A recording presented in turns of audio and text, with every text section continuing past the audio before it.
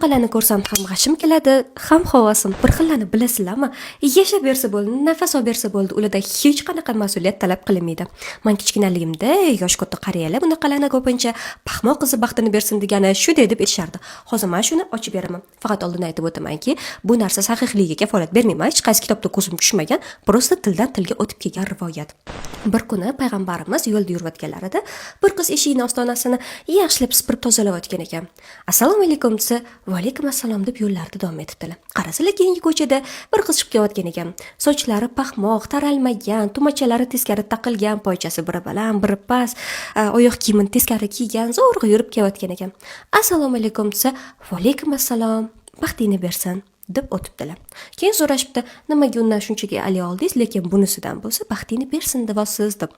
Ular aytibdilarki, u qiz o'zini yo'lini o'zi topib ketadi, lekin buni baxtini berish kerak deb.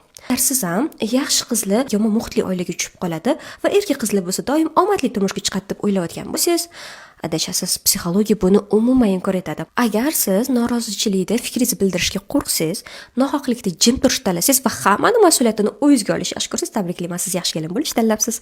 Lekin jonginam, yaxshi kelinni qaysidir ko'rglarda maqtashligim mumkin, lekin hech qayerda eshitishmaydi.